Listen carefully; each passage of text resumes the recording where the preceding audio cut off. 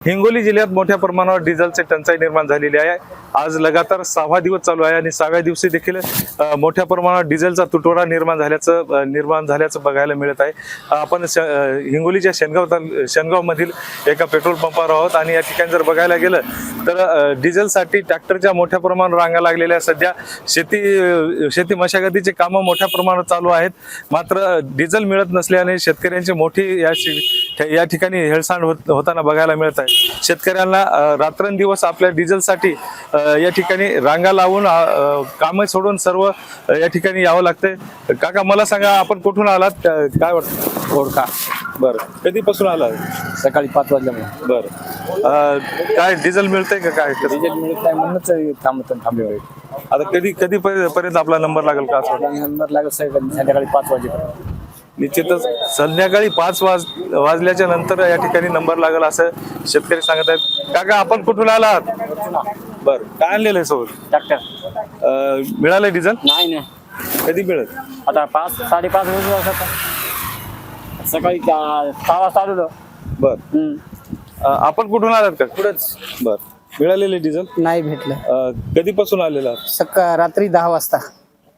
शेतकरी 10 वाजल्यापासून या ठिकाणी थांबलेले आहेत। मात्र अद्यापही डिझेलचा या ठिकाणी मिळत नसल्याचं शेतकरी सांगत आहेत। आपल्यासोबत अजून शेतकरी आहेत। दादा, मोबाईल खाली।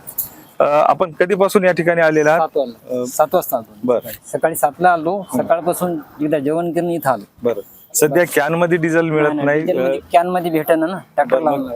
ट्रॅक्टर आणल्याच्या नंतर कसं, म्हणजे या ठिकाणी ट्रॅक्टर आणून काय शेतीतले काम राहिले तर रात्रच्या शेतीतले काम करायला लागले तर रात्रच्या दिवसा इथे यायला लागले. बरं, हो. किती खर्चला येतो या ठिकाणी आलं? याल का 2-4 लिटर डिझेल लागायला रोजचं. याल निस रोजचं. बरं, 10 लिटर जाणं, 10 लिटर येणं म्हणजे रोज बेजारी जास्त.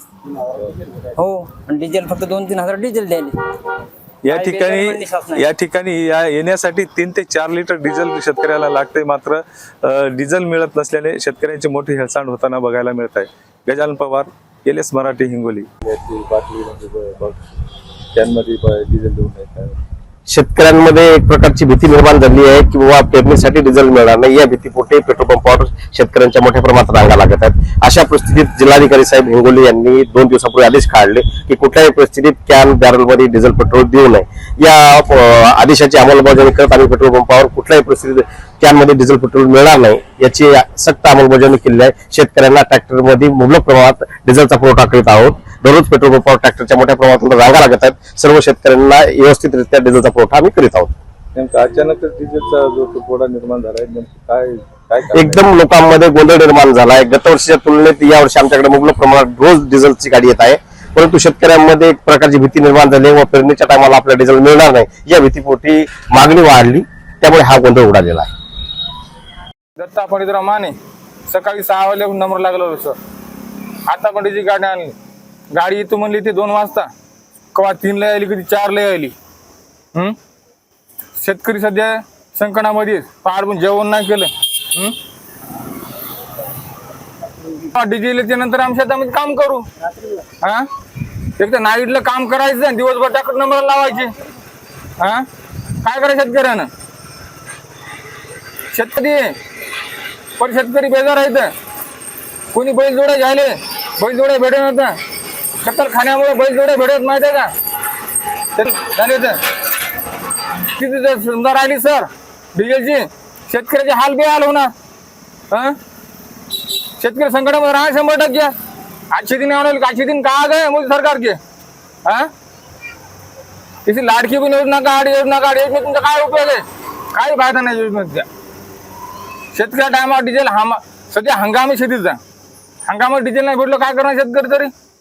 सकाळपासून लाईन लागलेलो आम्ही। 2 टाइम आज काम करायचं, उद्या पुन्हा सकाळ लाईन लागायचं। तेवढी सहज कोटा संपून चालला की सर?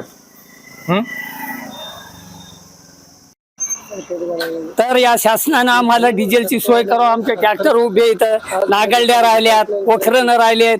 आता हे हप्ते भरायचे कसे आणि ट्रॅक्टर चालवायचे कसे, याच्यासाठी शासनाला एकच विनंती आहे आमची की आम्हाला डिझेलचा भरपूर पुरवठा करावा, म्हणजे कसं तरी आमचे शेतकरी पुन्हा दिवस टायमाला आलेत। आता पेरणी पाण्याचे दिवस आले। काय नाही काय हेच कळलं आम्हाला. 2-2 दिवस लाईन लागायली, 2-2 दिवस ट्रॅक्टर उभे राहिले. 3,000चं डिझेल भेटायलंय. अहो कॅन मध्ये दिल्यावर तर ट्रॅक्टर आणायचं काम नाही, त्या कॅन मध्ये देईनच ना.